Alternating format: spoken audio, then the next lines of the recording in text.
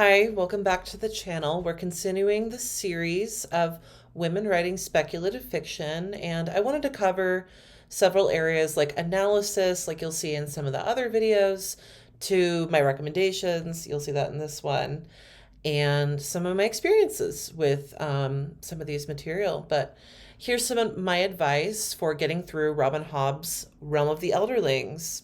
Don't worry, babes, there won't be any spoilers. Let's begin. The first trilogy published is the Farseer trilogy. Fitz is the bastard of a noble prince and must save the very kingdom which shuns him. This trilogy includes Assassin's Apprentice, Royal Assassin, and Assassin's Quest. The Liveship Traders trilogy.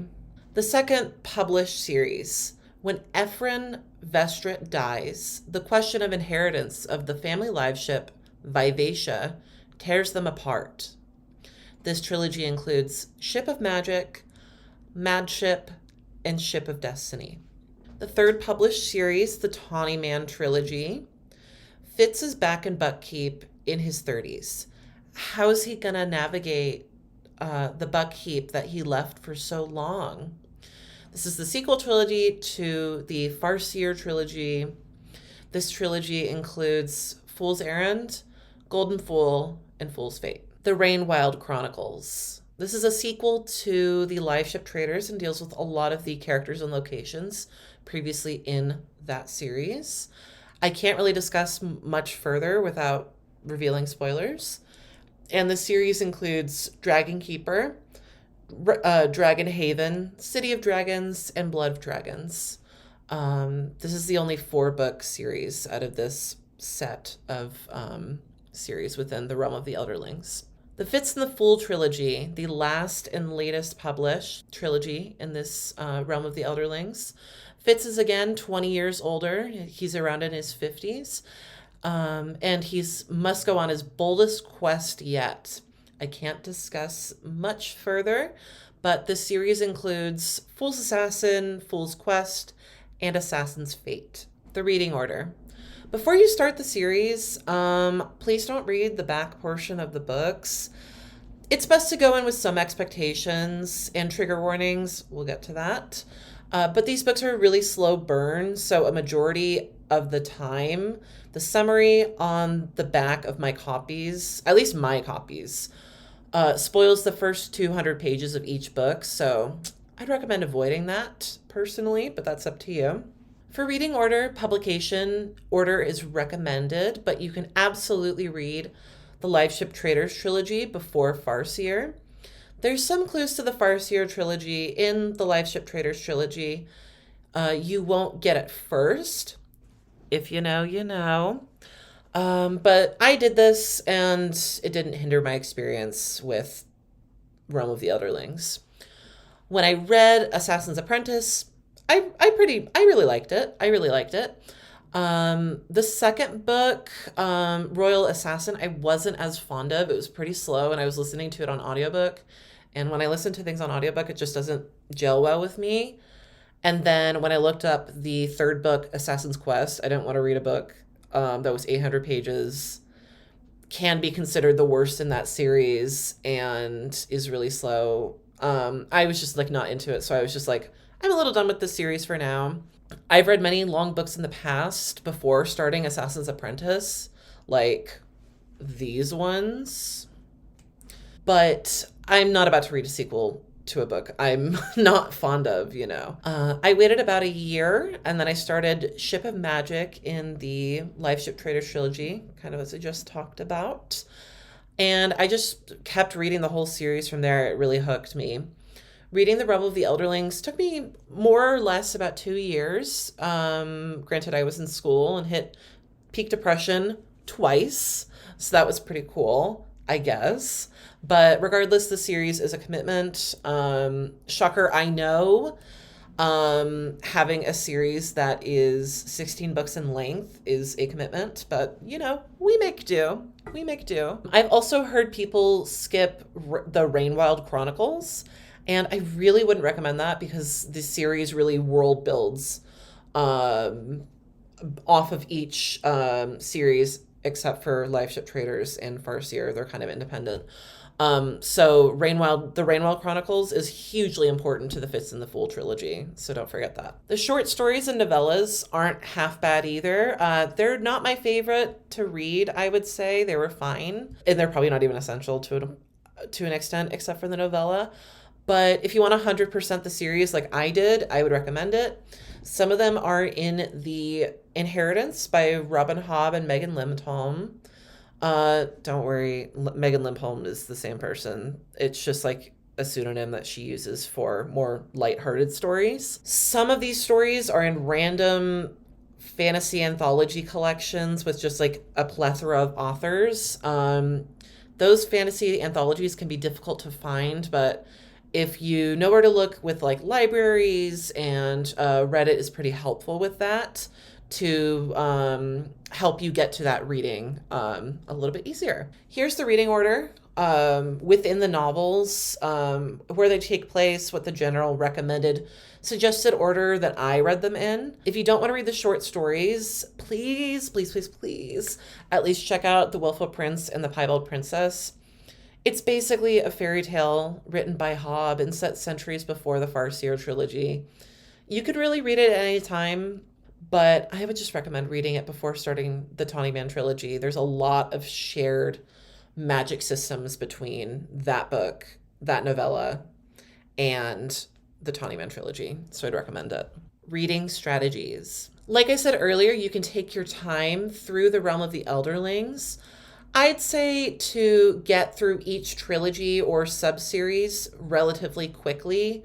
Try not to take breaks between those, but then you could just like take a gap between the next one. Like you could take like, I would say up to a year between each trilogy or series, just so it's at least in the back of your brain. But there's several sections reminding you what happened previously in the realm of the Elderlings. So Hobb is not going to leave you out to dry when it comes to these things. It's not like Wheel of Time or Malazan, where the material is so dense and you have to know so many characters, you need to take notes of everything. Realm of the Elderlings really isn't like that. It's just, I wouldn't say easygoing, but I would say like, just get yourself lost in it.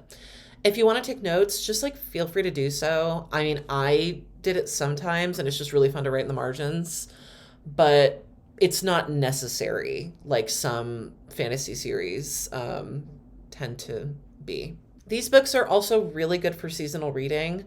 The Fitz books are set in such cold, freezing environments, perfect for winter. I mean, I guess I'm kind of dressed like it, even though it's May, whatever. But they're perfect for winter if you just like want to snuggle up, read something cold, associate with that novel.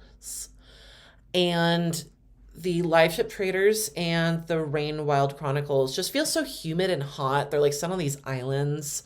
So it's like perfect for summer reading.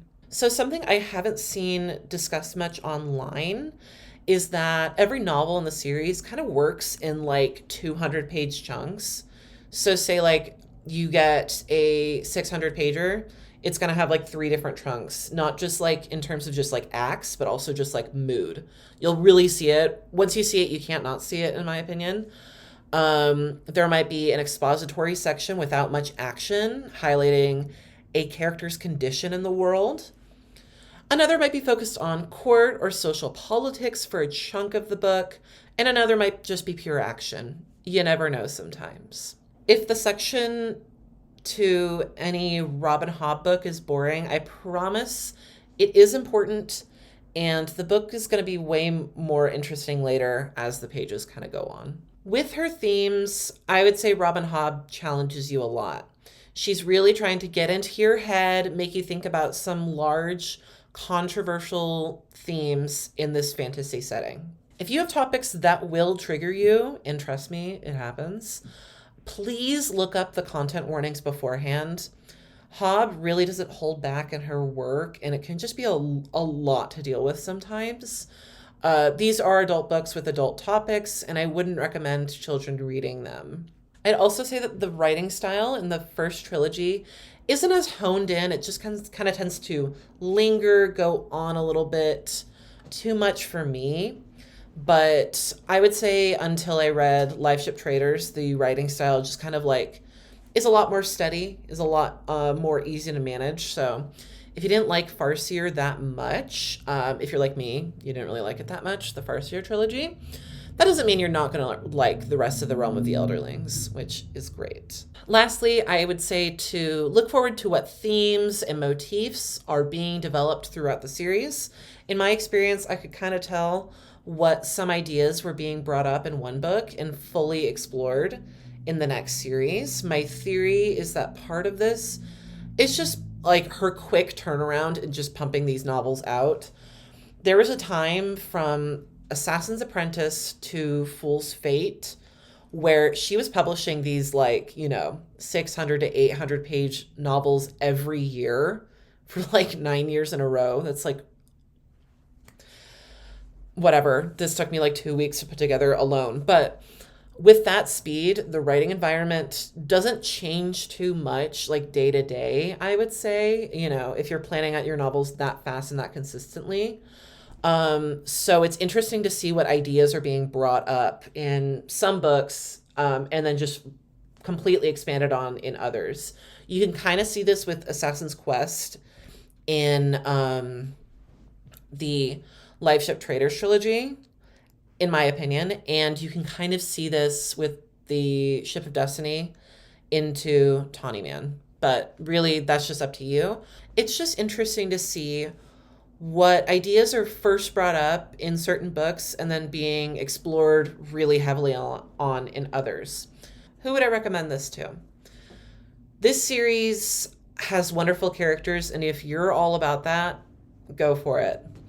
The relationships, the animal companions, and the villains are just stupendous. If you love great Disney villains like Gaston, Ursula, and Jafar, you might just like really dig this series because they have like a lot of examples, especially in the earlier books of like just mad villains. It's great. Just keep in mind the series is more adult, unlike those animated films. So, again, don't read this to kids. In my opinion, the villains are what makes the books just like so much worth reading. But Hobb also gets very intimate with these characters, and it is sad, y'all. It is so sad. She will throw fits down the stairs without a moment's notice. Like she'll, put her heel out, make him fall over, and just like put lemon juice in his eyes, stuff like that, in his cuts. It's really important to see how these characters react to their situations, how their relationships grow, how they develop, and how their actions have consequences.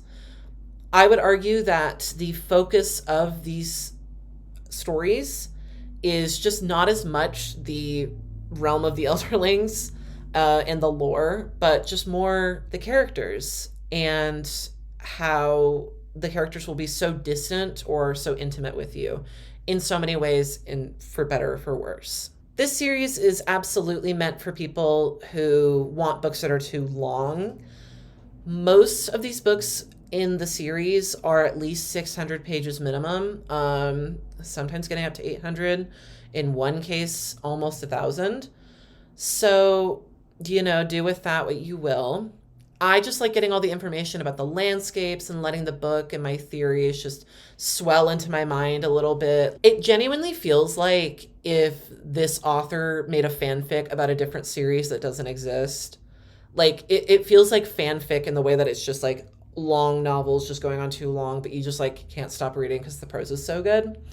I just love books like that. And once you give Robin Hobb the grace to do just whatever she wants, life is just that much better within the book. Promise. Some characters can be a bit overbearing though. Farseer, Tawny Man, and Fitz and the Fool, all of those trilogies have Fitz in very important roles. That means 9 books in the series are dealing with his perspective. So that's a lot. And he can be pretty polarizing as a figure. Some people just like don't read the rest of the realm of the Elderlings just because of Fitz and his relation and how Hobb treats him.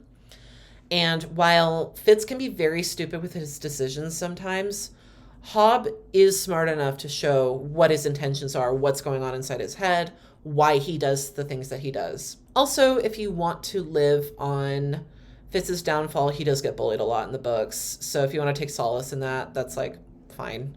I know I did that sometimes too. Don't worry.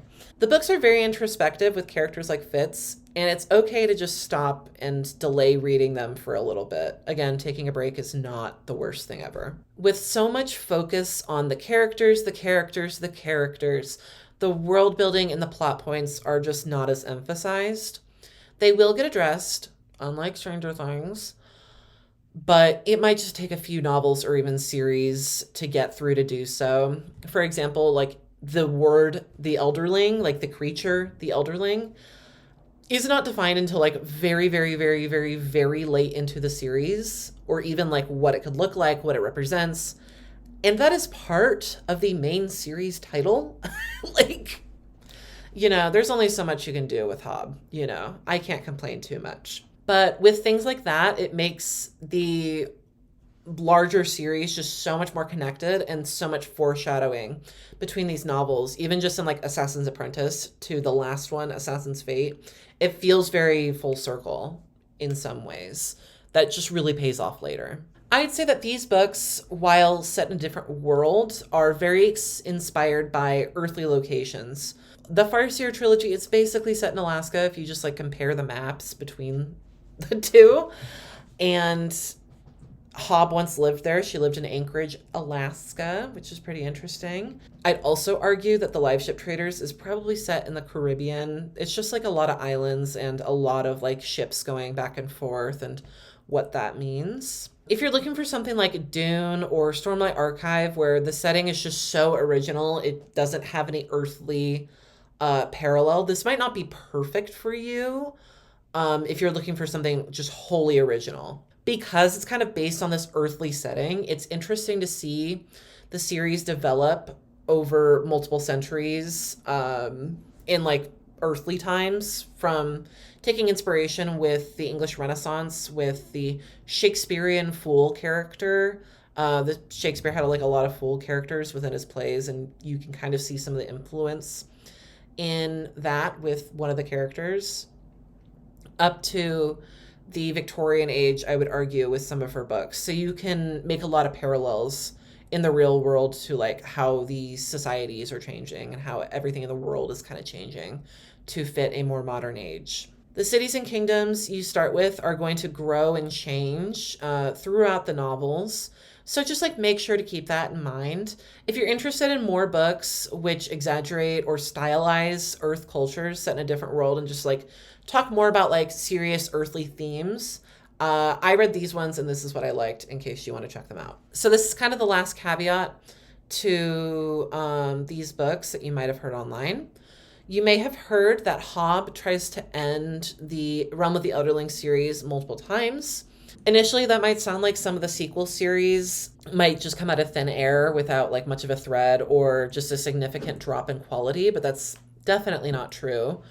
Robin Hobb has gone on in many interviews saying that she initially planned out Fitz's whole story, including for the later books, from the beginning of when she was writing the Farseer trilogy back in the 90s, and then just eventually got to that material in the 2010s. With that, Robin Hobb has tried to end the series like multiple times, but it usually works when she picks a thread back up. The endings are usually like super open-ended, so it's not like, this happens and the magic all just went away just mysteriously, and it's like, no. It's like, no, that didn't happen. It's not like it's Brian Herbert's Dune series where, they just go on forever and it's just like, can we get a break? Now I'm going to rank the sub-series within the Realm of the Elderlings. I'm just going to go through all the series from least good to best in the series. I wouldn't really say there's any bad within the Realm of the Elderlings. It's just, difference in quality. I'm going to highlight my favorite in each of these entries just because I think it'll be fun. And again, these books are just so fun to talk about and just seeing like where the characters are going to go. Anyway, at number 5, we have the Rainwild Chronicles. Y'all, this series is just like way too long. It did not need to be 4 books, but we did get the most like homoerotic boy love yaoi material in the series. So that was kind of cool. And I did really like the prologue. I did like the idea of, the river, and like I'm just going to be vague so it's like pretty spoiler free, but I did like the stuff with the river. But some of the younger characters are annoying, especially in Dragon Keeper and Dragon Haven. Those dragons get pretty annoying at the beginning. Some people say it's YA. I don't really agree with that. Hobb has some very difficult themes in those books that would not be good to introduce to teenagers. And I think people just call this YA because it has a young female lead and it's the least liked sub-series within Realm of the Elderlings. Again, still essential to the Fits in the Full trilogy, though. My favorite of the series was Dragon Keeper, mostly because of that prologue in the beginning was really good, and just the newness of getting to revisit the Rain Wilds. The Rain Wilds is just such a fun location, and I had some fun just like rejoicing and just like, oh, this is a setting I haven't been to in a while. I would say this is about a 2 out of 5 stars for the whole series for me. Number 4, the Farseer trilogy. I kind of said already I don't love these books. They're very flawed, especially in terms of pacing and length and other third thing. But it's super important to the rest of the series. You don't explore too much outside Buckkeep in the beginning, and you do have to hear from a grading teenage perspective throughout most of it. Granted, this perspective is authentic. I'll give it that. It's authentic. I just didn't really like having to hear Fitz's voice all the time. It provides a good contrast between Fitz's just general immaturity as a teenager to the kingdom's social politics and just seeing how the relations and like the court really just develops within Buckkeep and the social standings that come with that. I'd say that my favorite novel in the series was Assassin's Apprentice, but I like all 3 for pretty different reasons. Assassin's Apprentice is Fitz at his most sympathetic, I would say. Royal Assassin introduces some of the best characters in the series, and Assassin's Quest introduces some of the best magic lore in the trilogy. Again, for me, this sub-series is about 3 out of 5 stars overall. Coming in at number 3, the Fits in the Full trilogy. It is the most recent, and I would agree with the common general consensus that the series is just too long. But I don't know. I think if you're going to end the series, it kind of better be long. If you're upping the ante that much, like, babe, go for that 1,000-pager. I don't know. But that's just me.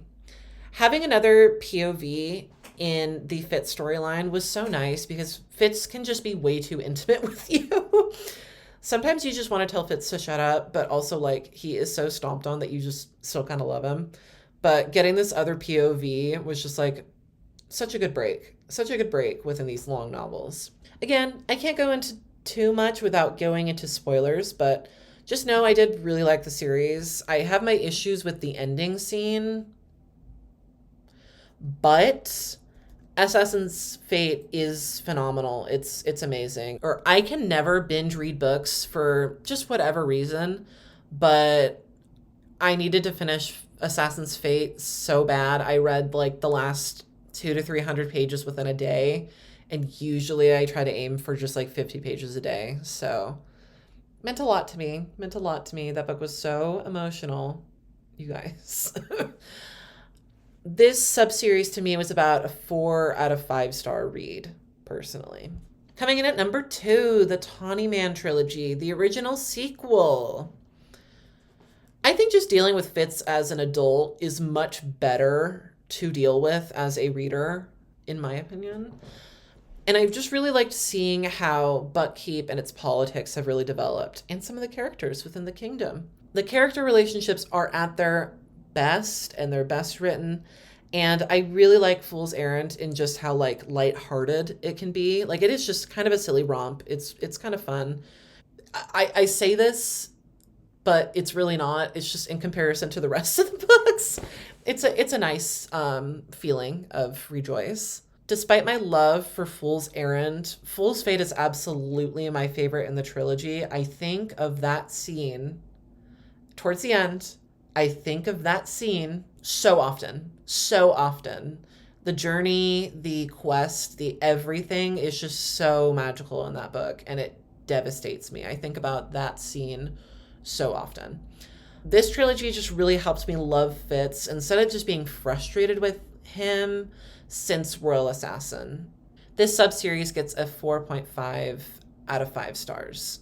And coming in at number 1, this is not a shocker to anyone that knows me, the Live Ship Traders trilogy. It's so good. It's the best one by far. It's its own masterpiece. Robin Hobb writes third person so well. She'll flip through characters' perspectives like it's nothing. And there's like no whiplash. It's great. Like sometimes it'll be in the middle of a page. Sometimes it'll be random this, or that. And it's just so good. I love it so much. The twist, the major twist of the series. The twist is teased a lot throughout the series, and it's fully revealed in Ship of Destiny, but I guessed it in Mad Ship, so I'm biased. But I loved it. I loved it so much. A lot of Robin Hobb books have twists in them, don't get me wrong, and they're really fun, but this one specifically, if you know, you know. I'm just so impressed with how well this weaved together. This huge cast of characters just constantly being able to meet each other in different locations, and it doesn't feel forced, is so nice. And each book is 800 pages, and I could say like, oh, this could go on longer. Some people complain that Ship of Magic is just like too boring and too slow because it happens within like 2 days and it's just the family arguing, but I highly disagree. It's like so interesting, you guys. Oh my God. As an avid RuPaul's Drag Race viewer, drama will never not be interesting to me. Sorry. Hobb generally tends to write women very well, but like she writes them so well in Live Ship. They take action against the patriarchy. They are messy at points. And I really liked it. A lot of people have complaints about one character in the first book. I loved her. I kind of lived for her. I wanted to know exactly what was going on with her, and I'm going to keep it discreet. There's one issue with the ending to the whole trilogy. If you know what it is, you know what it is. Ship of Destiny is still such a great ending to this trilogy, and it's by far my favorite in the series, but all of them are pretty much about equal. I think about some of the scenes from this book all the time and just how impressed I am with how Robin Hobb does here. It's so good. It's so good. 5 out of 5 stars. Okay, so here's the conclusion. Well, 2,600 words later, this is the end. I hope some of my advice helped with whether you wanted to start the series. We did get some new floppy paperbacks in the US, which I really liked. I have them, just not with me. They don't have the white Fitz, which is great because Fitz isn't white. So, as of 2017, the series has been finished with Assassin's Fate. However, Hobb is working on some new novels. I cannot tell you what they are about or who for spoiler reasons, but trust me, I will be reading them ASAP because she's just such a good writer. So here's my call to action to you. Once you're finished with everything, just like engage with the fandom. I talk to my friend Charlotte all the time about this series. I recommend it everywhere, and everyone seems to have such a good time if you know what you're looking into before you start the series, in my opinion. Tumblr has some amazing fan art on there.